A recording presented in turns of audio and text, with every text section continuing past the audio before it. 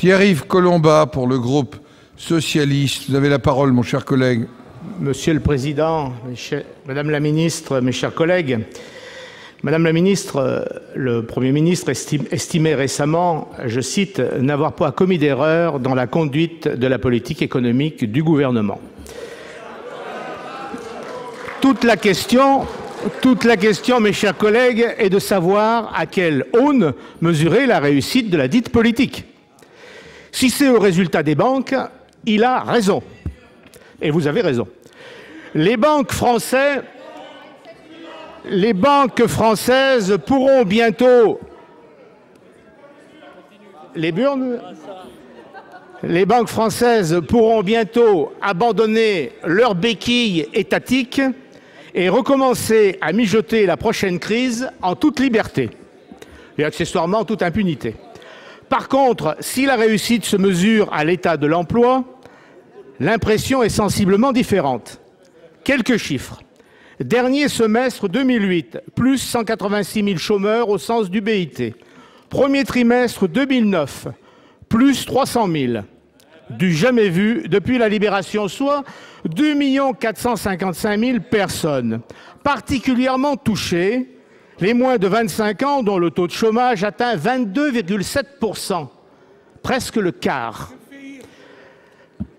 Durant la période, le chômage partiel, lui, a plus que triplé pour atteindre 0,7% de la population en emploi, soit 183 000 personnes.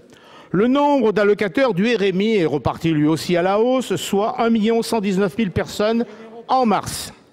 Aujourd'hui, le sous-emploi, je parle du sous-emploi, chômeurs au titre de toutes les catégories de l'INSEE, un peu plus de 4 millions de personnes, chômeurs partiels, personnes à temps partiel souhaitant travailler plus pour gagner plus sans changer d'emploi, 955 000 personnes, on arrive au chiffre de 5 millions de personnes touchées par le sous-emploi. Si on admet... Votre question, Monsieur Collombat. Monsieur le Président, laissez-moi aller au bout, j'ai été interrompu. Régulièrement, vous m'interrompez. Si l'on admet... Oui, je dois avoir une drôle de tête. Si on admet que 40% des RMistes ne sont pas inscrits à Pôle emploi, l'estimation est faible. Et si l'on compte les 337 000 seniors qui espéreraient bien travailler, la fourchette du sous-emploi subi se situe entre 5 900 000 personnes. Maintenant, Monsieur Collombat, votre question, et même avec les arrêts de jeu. Ne va pas s'arrêter là. Vous le savez, les perspectives pour l'année en cours, c'est 600 000, à peu près, entre 300 et 500 000 chômeurs de plus. Alors, le Premier ministre, j'arrive à ma question, dit qu'il serait irresponsable de dépenser davantage alors que notre déficit public va doubler cette année. Madame la ministre de l'économie et aussi de l'emploi, l'est-il moins irresponsable d'abandonner ainsi des millions de Français au bord du chemin? Pour vous répondre, la parole est à Madame Christine Lagarde, ministre de l'économie, de l'industrie et de l'emploi. Vous avez la parole, Madame la ministre. Monsieur le Président, Mesdames et Messieurs les sénateurs, Monsieur le sénateur Collombat, merci de votre question.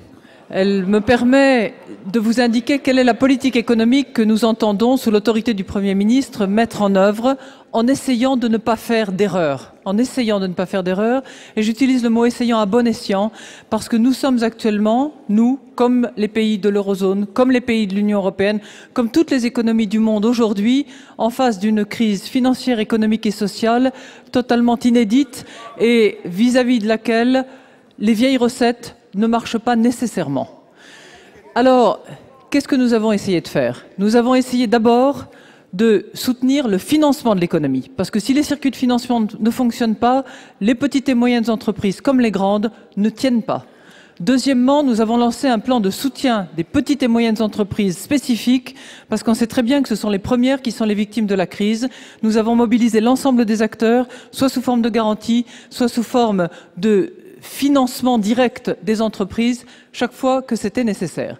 Et puis nous avons mis en œuvre ce que vous connaissez sous l'appellation du plan de relance, dont Patrick Devedjian a la supervision, et qui permet, par le biais de l'investissement public en priorité, par le soutien à l'investissement privé et par des mesures destinées aux ménages. Je vous rappelle que sur l'enveloppe des 50 milliards d'euros, il y en a 14 milliards qui sont destinés directement aux ménages par des voies et moyens divers et par les collectivités locales. Mais vous avez raison, vous avez joué le jeu de l'investissement et à peu près 20 000 conventions. Non, je m'adresse à tout le monde participe à cet exercice-là. Il y a plus de 20 000 conventions qui ont été signées à ce jour au titre du FCTVA plus 1 euro. Donc voilà la politique qui a été mise en place. Vous m'interrogez maintenant sur les chiffres de l'emploi. Ce sont des chiffres dont personne ne peut se réjouir parce que ça correspond chaque fois à autant de situations individuelles qui sont parfois tragiques et qui parfois vont durer. Et c'est précisément à l'égard de cette situation que nous avons pris une politique à 3 niveaux. Premièrement, des mesures pour préserver l'emploi. Qu'est-ce qu'on a fait? On a allongé les périodes d'indemnisation de chômage, on a remonté et encouragé les partenaires sociaux à remonter l'indemnisation du chômage partiel. C'était nécessaire pour préserver ce qui pouvait l'être. Deuxièmement, nous avons pris des mesures pour stimuler la création d'emplois. C'est ce qu'on appelle le zéro charge et qui a permis à plus de 200 000 salariés d'être embauchés à zéro charge par des entreprises de moins de 10 salariés puisqu'elles n'ont pas de charge patronale du tout dès lors qu'elles embauchent avant la fin de l'année 2009. Voilà une mesure qui a été prise pour stimuler la création d'emplois.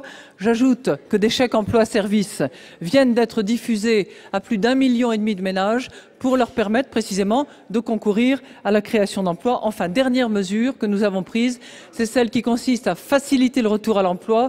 Vous les connaissez, ce sont les mesures de contrat de transition professionnelle, de convention de reclassement personnel, qui chaque fois avec des indemnisations supplémentaires permettent de faire tenir nos concitoyens qui se trouvent privés d'emploi. 2 mesures très importantes structurelles. Je conclus, Monsieur le Président. 2 mesures structurelles très importantes.